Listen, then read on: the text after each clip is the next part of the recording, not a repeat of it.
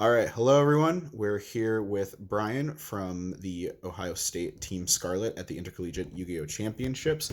Our favorite Sky Striker pilot, no pun intended. How you doing today? Doing all right. I wasn't too happy with my overall performance today, but I think that for the team, we did pretty well for the caliber of decks that we brought. It not being meta and all that. Mm-hmm. All right. Before we get into it, is there anyone you want to shout out? Yep. Big shout outs to our sponsors, Heroes in Games, No Limit Gaming, and Refined Gaming for sponsoring all the intercollegiate related activities. And also big shout out to Team Yugi-Ohio for being such a great community for every student at The Ohio State University. All right. If you're ready, we can get into it. All right. All right. So we'll go ahead and start with the pilots. So we have, of course, the 3-ray, the heart and soul of the deck. Then we have the 2 Rose. Rose is just here as a pilot name. It's not ideal to draw her, but this deck needs quite a bit of consistency, and Rose is just the next best option. Nothing much to say there. Then you have the Striker utility spells. So you have the 2 that we play at more than 1. Widowmaker, pretty self-explanatory. Quick play stat steal, really strong. Shark Cannon, I see a lot of decks cutting this to 1, and I can see their reasoning for it.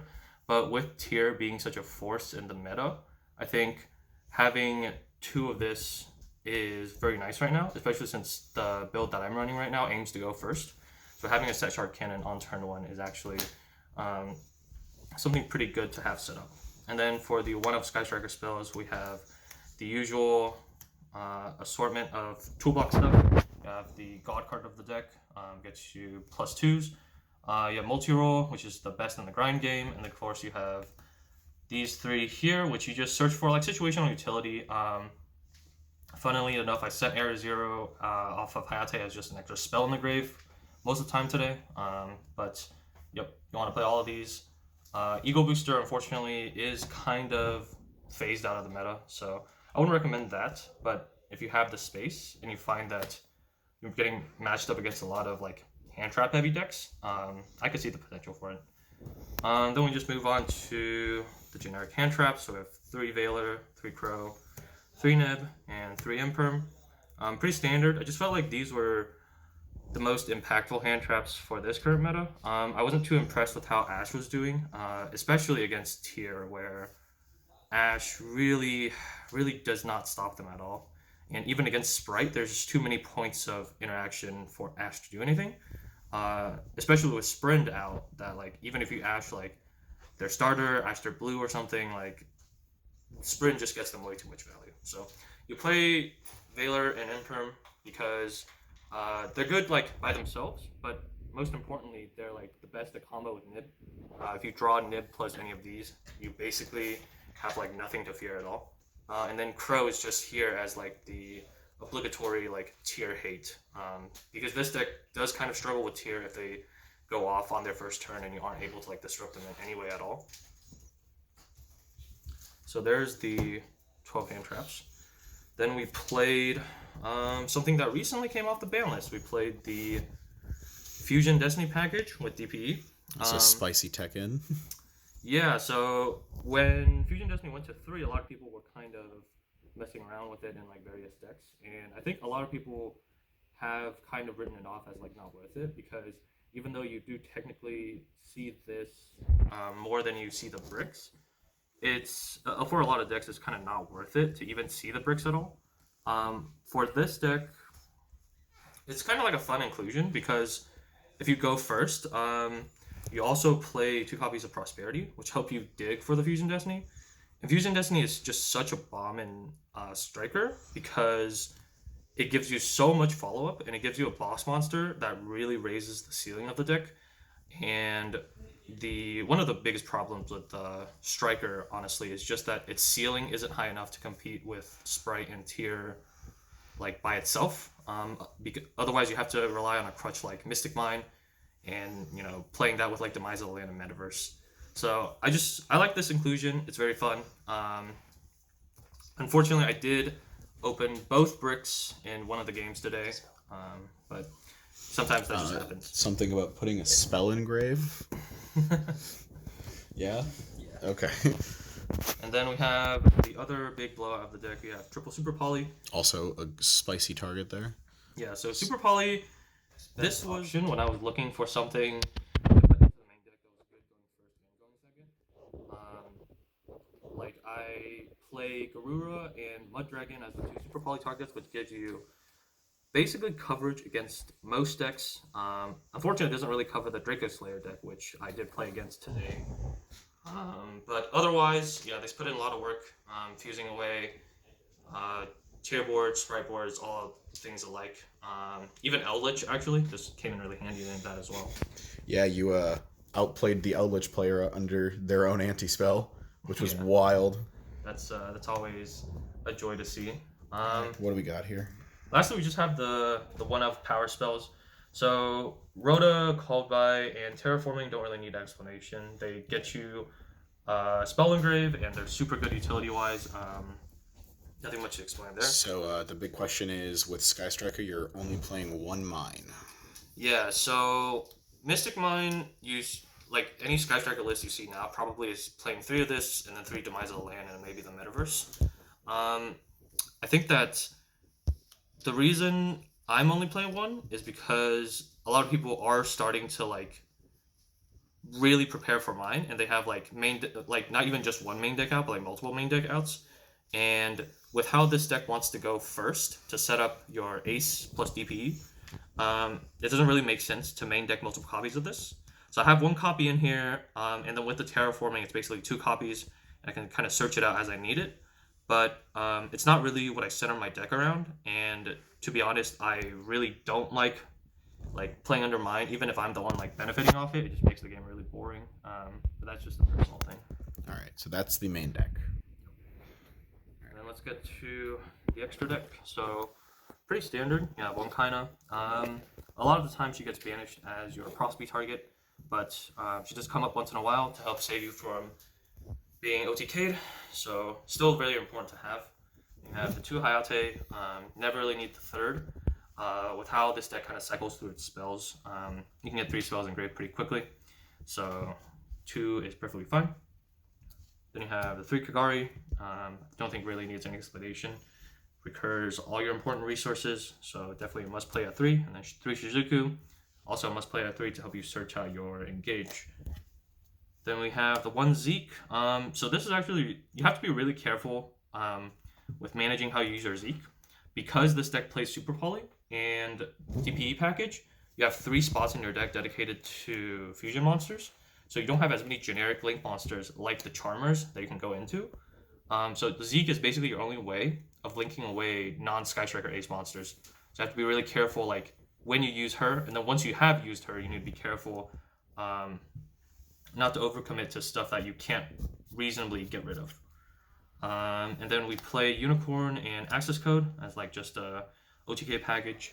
I'm not playing Selene anymore because, you know, Hawk got banned, and I really don't think it's worth running Selene because it requires you to hard draw Veiler for her to get any value at all. So I'd rather play the Unicorn, which has situational utility in like shuffling back set monsters, which this deck actually has a hard time dealing with if you don't like just straight up open Fusion Destiny.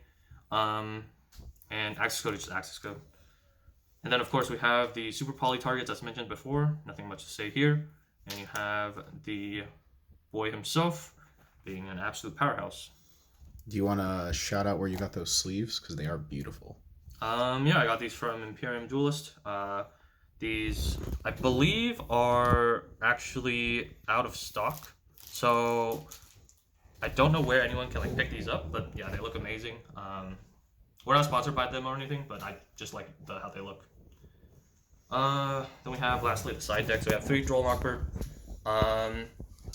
This was kind of like the last 3 cards that I was thinking about putting in my side deck, and I was thinking, well, I do kind of need something against Flunder, and also like some of the hard combo decks out there that like basically try to FTK you with like hundreds of negates, or like just set up like Spell Canceller or like Eradicator, stuff like that. And this can help with that especially. And I did play against a Telephone FTK player today, so it did come in handy doing that as well. You did win that, to clarify. Correct. Oh no. You tied him. We tied him. Unfortunately, Telephone gained life points for some reason, so he won during time, and we drew. It was close, Where though. the team drew. You brought him down to 7K after he was up to like 1090 or something. Yeah, I misplayed during that as well. If I could have gotten in an attack and yeah, it probably would have changed how the day would have gone. But no point reminiscing about that now. Yeah. Then we have 3 cosmics. This is here specifically for Runic Sprite. Because otherwise I would like to play something like Twin Twister more for like back row heavy matchups. It's just because Runic Sprite can just protect their fountain by just summoning Hugin. This is like a lot better. I didn't end up playing any Runic Sprite, but I think the theory was still solid, and this did still come in handy during like the Eldritch matchups.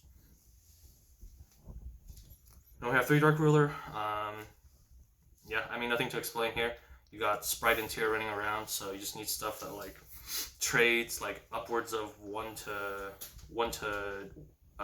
like 3 or 4. Then we have 3D barrier. So the siding for this sometimes is a bit weird, because sometimes when your opponent like sees that you're on striker, especially if they don't see the DP part of your package, they'll want to make you go first. I found that like tier players want to do that a lot. So sometimes you'll put this in even if like even if you win, and like the logical thing would be for them to go first, just to like hedge against the fact that like they might make you go first. And with you playing like so many hand traps, it's actually not unlikely that you're gonna like stop their plays, set your D-barrier, and then on the following turn, you D-barrier them so that they can't do anything on their follow-up turn either. That just lets you set up with like engage and stuff. Did that ever come up? Did someone make you go first after losing? Not today. I don't think I got matched against any tiers today, so yeah. Okay. And lastly, we have 3 evenly matched. Probably the best board breaker tool right now. At least until all the Sprite decks start transitioning to like Ibly, Stunlock. But right now, yeah, it's been putting in work dealing with that back row decks, and just like pairing it with Dark Ruler is just absolutely devastating. Yep. Okay, so just one quick question, because if I don't ask, our teammate will get very upset. We already looked at the extra deck and the side deck. Where's the Underworld Goddess? Unfortunately, with there being Super Poly and Prosperity, there's not really space in here for the Underworld Goddess, and Underworld Goddess doesn't really come up enough now to like really warrant it. And with the Super Polys, a lot of the most common unoutable like boss monster, I guess, would be an Avermax made with IP Masquerena, and you can out him by using Super Poly with Rose to make Mud Dragon. So everything else you don't really see often enough. Like for example, Agnister, like it's not really that common. So Underworld Goddess really isn't a necessity right now. Okay. All right. Any final comments? I think unfortunately this deck, it's fun if you want to try it, and if you want to improve at the game, this is definitely a deck that can really test your skill, test your resource management, and like help make you into a better player. But if you want to win events, this deck probably wouldn't be my first choice right now, just because the Bystials hurt it a lot, and as I said before, it has struggles keeping up with the power level of Tier and Sprite, even with the DP package in here, because you do still have to hard draw the Fusion Destiny, which is a big problem with the deck. So, but yeah, that's it. All right. We're proud of you and how we competed today, and thanks for sharing your deck profile. No problem.